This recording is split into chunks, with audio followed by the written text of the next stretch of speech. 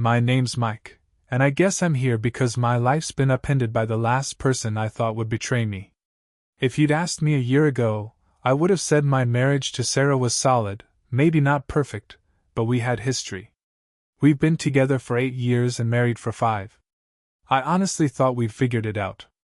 We laughed a lot, we still had great sex, and our friends all thought we were a great couple. I believed it too. The first signs of trouble crept in slowly, almost like background noise that got louder until I couldn't ignore it anymore. Sarah started going out more, usually with her new friends from work. It didn't feel suspicious at first. She had always been a social butterfly, and I'd encouraged her to keep her independence. But then there were the late nights, the constant texting, the sudden interest in her appearance. It was like she was a different person. All those small details I'd once loved about her felt distant, like they weren't even there anymore. I remember one night she came home hours after she said she would, reeking of some fancy cologne I definitely don't wear. When I asked her about it, she brushed it off, saying it was probably just from hugging a friend goodbye. I wanted to believe her. But after that, the doubts started piling up, each one gnawing at my gut, even though I kept brushing them aside. Now I wish I hadn't. The moment I stumbled upon the truth wasn't some dramatic revelation. It was like tripping over a loose thread and watching everything unravel before my eyes. Sarah had left her phone on the counter while she was in the shower. Normally, I wouldn't think twice about it. But that nagging feeling I'd been carrying for weeks, months maybe, made me glance over at the screen when it buzzed with a message from some guy named Josh. Curiosity got the best of me. I opened the message, and what I saw made my stomach drop. Can't stop thinking about last night face-blowing kiss. My hands shook as I scrolled up, each message confirming what I feared. There were late-night plans, explicit messages, and photos.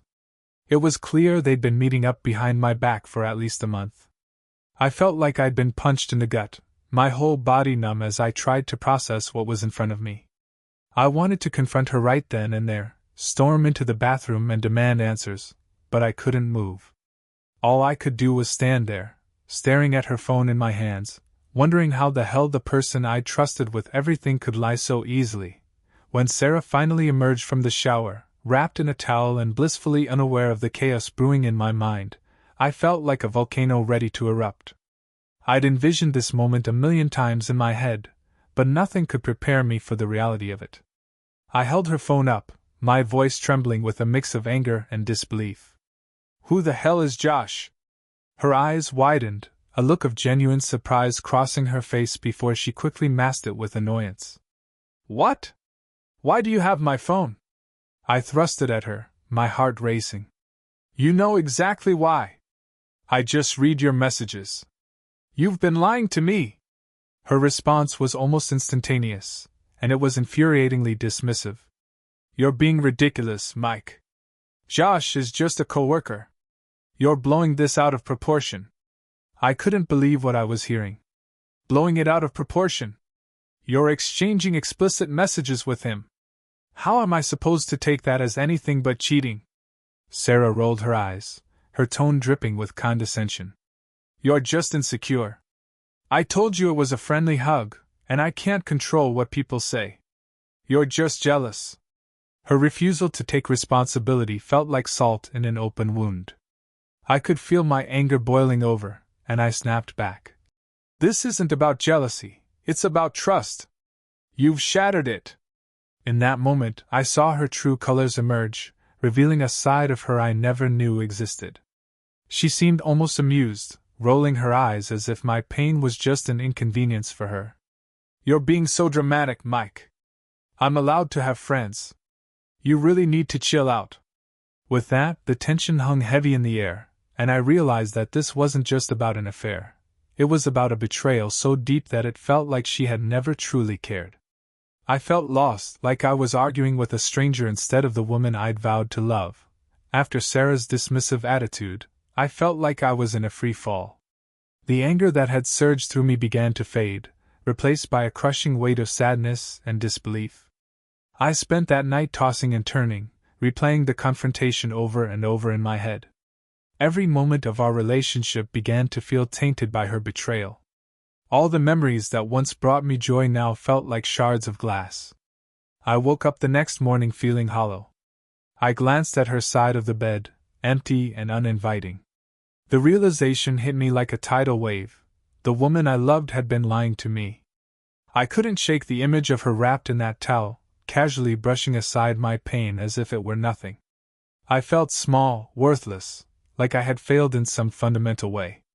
It was as if every compliment she'd ever given me suddenly turned into a cruel joke. As the days passed, I found myself in a fog, going through the motions of life but feeling completely detached. My friends noticed something was off, and I tried to put on a brave face, but the moment someone asked how things were with Sarah, I'd feel a lump in my throat. I started avoiding conversations about relationships, which made me realize how alone I felt. My gut twisted every time I thought about Sarah and Josh, imagining them laughing together, sharing intimate moments while I was left in the dark. I confronted Sarah again, but her responses were the same. "You're being overdramatic. You need to trust me." Trust? How could I ever trust her again? I felt a mixture of anger and sorrow, a storm of emotions swirling within me. I wanted to scream, to make her feel just a fraction of the pain she was causing me. I was heartbroken, yet I was also furious. It was a whirlwind of conflicting feelings, and I didn't know how to make sense of it all. But amidst the chaos, a small voice inside me started to whisper, "You deserve better." It was the faintest flicker of hope, yet it began to grow as I realized I had to reclaim my self-worth, even if it meant making some hard decisions about our future. As the days turned into weeks, I wrestled with my feelings and what I wanted for my future. The anger had transformed into a quiet resolve.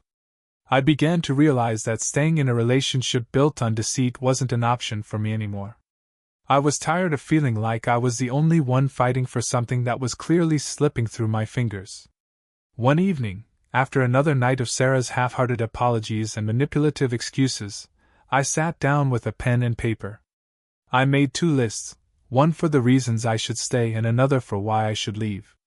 It was a therapeutic exercise, but as I wrote, it became abundantly clear that this stay list was painfully short. Sure, there were good memories, but they felt overshadowed by betrayal. On the flip side, the leave list was long and compelling. I deserved respect, honesty, and a partner who valued me as much as I valued them. When I finally sat Sarah down to talk, I felt a mix of fear and determination. "I can't do this anymore, Sarah. I'm done with the lies. I want a divorce." Her face fell, confusion etched in her features. "You can't be serious. We can work through this. You just need to trust me." I shook my head, firm in my resolve. "Trust is gone. You've made it clear that you'd rather lie than be honest with me. I can't live in a marriage that feels like a constant battle for your affection and fidelity." Her eyes narrowed, and she switched tactics, the familiar bitch attitude creeping back in. "You'll regret this, Mike. You're throwing everything away over some stupid text messages." I took a deep breath, feeling the weight of the decision settle in. "It's not just about texts, it's about respect. I refuse to let you manipulate me into staying when you've already chosen someone else. I'm not doing this for the rest of my life." For the first time, I felt a glimmer of clarity. I was finally taking control of my own narrative. Yes, it hurt like hell, but the thought of reclaiming my life, my happiness, made me feel empowered. I knew the road ahead wouldn't be easy, but I was ready to walk it alone if it meant finding myself again. I was no longer the man defined by Sarah's choices. I was stepping into a new chapter, one that was mine to write. The weeks following my decision were a whirlwind of emotions, paperwork, and painful goodbyes. I found a lawyer, and we started the divorce process. Each signature felt like a release, a way to unshackle myself from the pain and disappointment I'd endured. Friends and family rallied around me, offering support and encouragement. They reminded me that I was not alone and that I was worth so much more than the betrayal I had experienced. Sarah fought hard at first, trying to manipulate the narrative, painting herself as the victim in all of this. She wanted to keep things friendly, but I wasn't having it. I learned to set boundaries, to prioritize my well-being. It was liberating to see how much strength I had within me, strength I didn't know existed until I was pushed to the brink. Eventually, I found my footing. I picked up hobbies I had set aside, started biking again, something that had always brought me joy. The fresh air and the rhythm of pedaling helped clear my mind, allowing me to reflect on what I truly wanted in life. I began to focus on self-care and rebuilding my self-esteem. I even started dating again, cautiously at first, but it felt good to put myself out there and meet new people. Through this experience, I learned invaluable lessons about love, trust, and self-worth. I realized that I'd allowed myself to stay in a situation that wasn't right for me out of fear of being alone, fear of the unknown. But now, I understood that sometimes, letting go is the only way to find yourself again. To anyone in a similar situation, listen to that small voice inside you. If something feels off, trust your instincts. You deserve a relationship built on honesty, respect, and mutual support. Don't let anyone make you feel less than you are, especially if it comes at the cost of your happiness. Life is too short to waste on someone who doesn't value you. Choose yourself, and don't be afraid to walk away from what no longer serves you. It's the hardest decision you'll ever make, but it might also be the most liberating. Looking back on everything, I still feel a mix of anger and sadness when I think about Sarah. But more than anything, I feel grateful for the lessons I've learned through this painful journey. I spent a long time questioning my worth, wondering if I could have done something differently to avoid the heartbreak. But now, I see that it wasn't about me at all. It was about her choices and her inability to appreciate what we had. I've started to embrace vulnerability as a strength. I've opened up to friends and family about my experience, and it has fostered deeper connections. Their support has helped me heal in ways I didn't expect. I've learned that it's okay to express my feelings, whether they're anger, sadness, or joy. Sharing my story has empowered me, allowing me to reclaim parts of myself that I thought I'd lost forever. In the months since the divorce, I've focused on what truly makes me happy. I've traveled to places I've always wanted to visit, enjoyed solo bike rides through beautiful landscapes, and even took a cooking class. Rediscovering my passions has brought me a sense of fulfillment I didn't know I was missing. I'm learning to love myself, flaws and all, and it feels incredible. As I've begun dating again, I approach relationships with a newfound clarity. I'm more open about my needs and boundaries, ensuring that I'm with someone who values me as much as I value them. I'm not rushing into anything. Instead, I'm enjoying the process of getting to know people. Each interaction teaches me more about what I want and deserve in a partner. Above all, I've come to understand the importance of self-respect. I won't settle for less than I deserve again. My experience with Sarah taught me that I'm capable of so much more than I ever realized.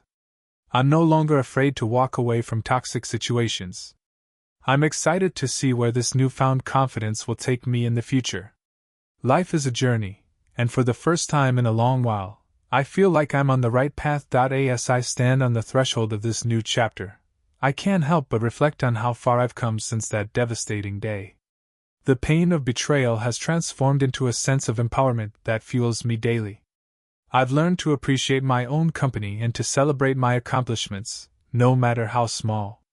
The other day, I found myself laughing at something silly during a bike ride, something I hadn't done in what felt like ages.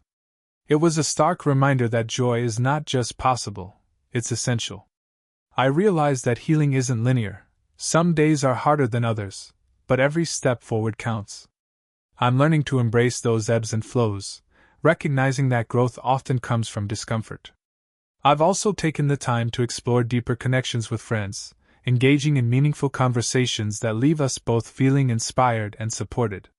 It's refreshing to surround myself with people who uplift me, who celebrate my wins and are there during the tougher days. I've realized that genuine connections are built on mutual respect, honesty, and shared values. It's a stark contrast to the relationship I had with Sarah, and I appreciate the difference more than ever. In terms of romance, I've been seeing someone new, Mark. He's kind, respectful, and values open communication. We take things slow, sharing laughter over dinner and enjoying spontaneous adventures. I've learned to set boundaries early on, and it's been refreshing to be with someone who genuinely respects them.